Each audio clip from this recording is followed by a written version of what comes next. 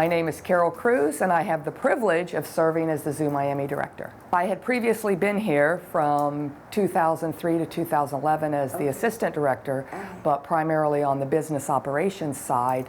I knew the inner workings of the zoo, but what has surprised me is just the complexity on the animal science side. So I am more on a learning curve there, but every day is a joy. I love every minute of it. So Zoo Miami never had a strategic plan throughout its history, so we are actually embarking upon the first strategic plan for the zoo. We have a strategic framework done right now, and we actually have a lot of our staff divided into 5 different teams for the 5 strategic focus areas, or pillars if you will, which would be animal well-being, conservation and stewardship, the guest experience, financial strength, and performance excellence. And those work groups right now are working with a zoo and aquarium consulting team to better frame the goals and then strategies and tactics to guide us for the next 3 to 5 years. I don't know that they would notice big changes, with the exception that they would be seeing the Florida Mission Everglades and New Entry Plaza under construction during that period. So we broke ground on that in May of 2014.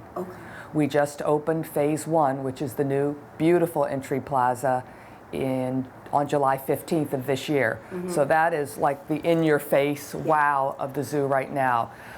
We have actually just pulled down the construction fencing along the border of the Florida Mission Everglades exhibit in preparation for it opening later this year, so visitors can actually peek in through the lake and into the exhibit. The animals are starting to be moved in, so that would be probably the biggest in-your-face change.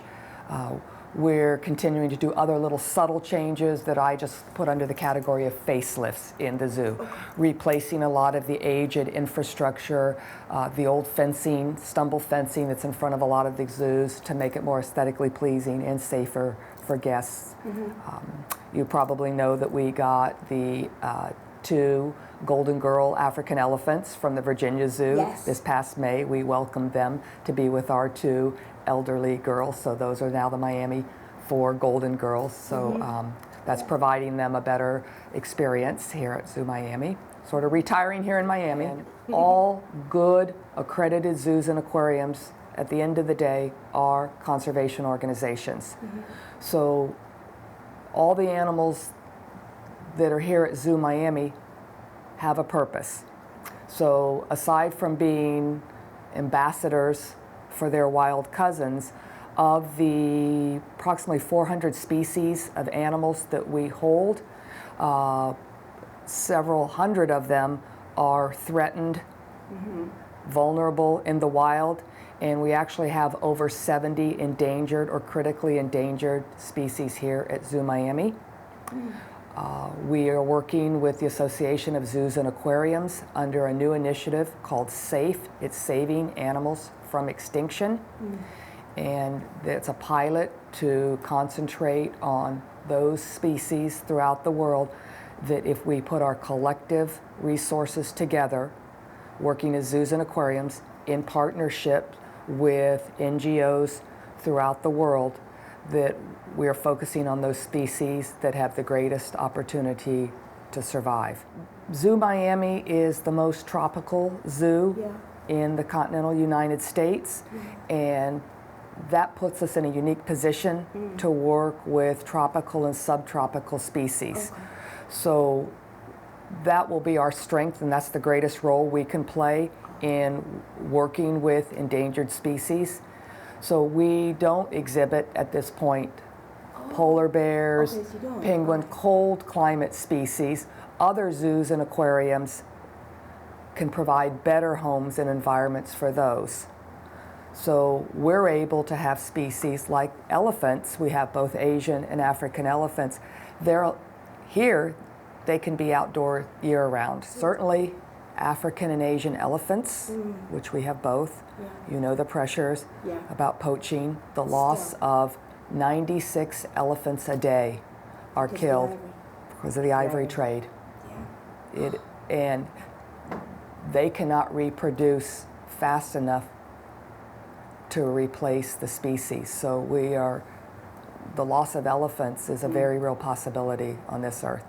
We also hold black rhinos and greater one-horned rhinos. Both. So we hold 2 different species of highly endangered rhinos.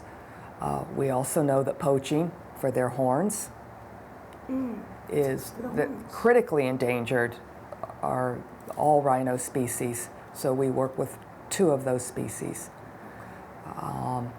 Gorilla. Gorilla is one of the pilot programs on the AZA safe list. Poaching, habitat loss and degradation, human-wildlife conflict. So I could go on and on, but that's why it's so important for zoos and aquariums, good zoos and aquariums, to be that initial connection for people so they at least are aware of the conservation and wildlife issues out there. We are accredited by the Association of Zoos and Aquariums.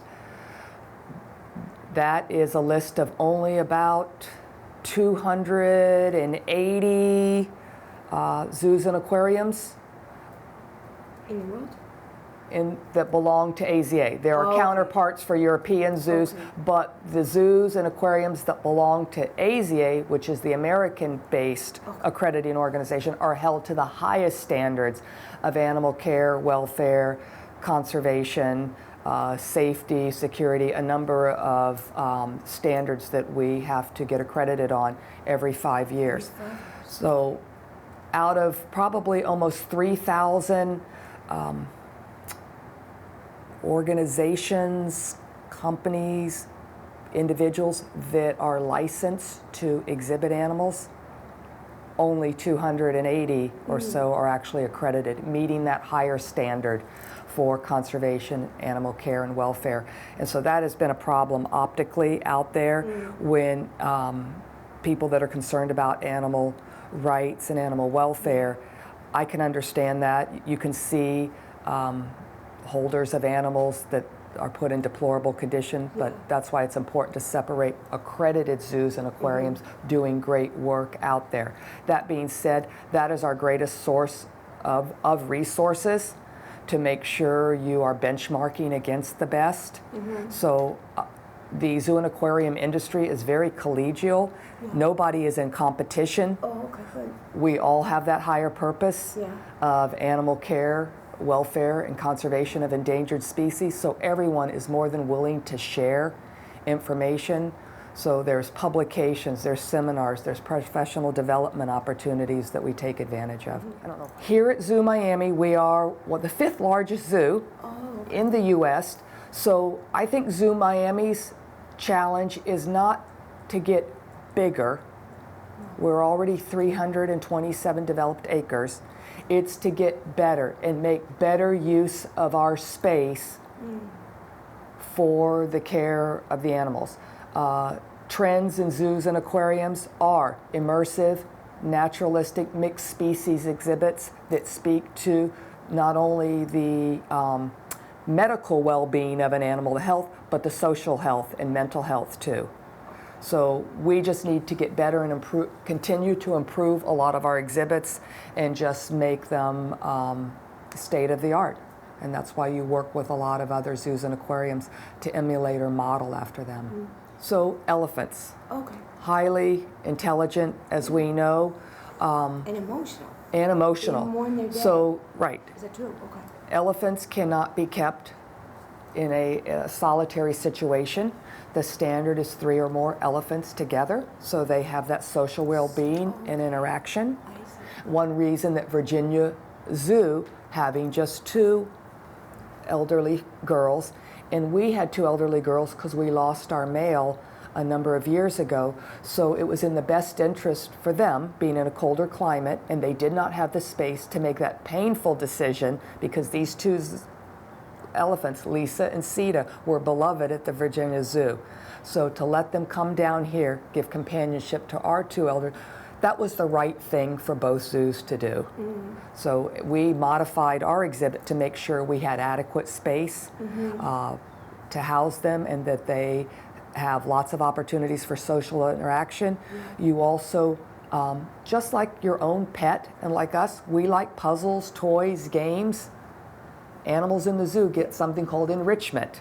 So they need to be mentally stimulated. Mentally stimulated, puzzle feeders, games out there with balls and things. The elephants have to look for food, and so you're activating all their space. So they're always active and exploring. So out in the wild, they're active because they're what? They need to. Looking for food Right. or water or getting away from predators. It is designed to not replace an authentic experience in Everglades National Park. It is designed to whet your appetite, spark your curiosity, and give you a taste of the most wonderful creatures and habitat that are out there. There's a boat ride, isn't there? There's going to be a unique perspective. very interested in Yes, that, we yeah. have a boat ride embedded in that exhibit. Yeah. I'll give you a sneak peek of that when we walk out there. And that's designed to give people a different perspective and immerse them even more. And we know that people also, in order to fulfill our mission and make a difference, you have to be delivering a memorable, fun experience. That's the hook to get people in the door so that you can make that connection. That boat ride will give a different perspective and a fun element to engaging in this exhibit. Wow. Thank you.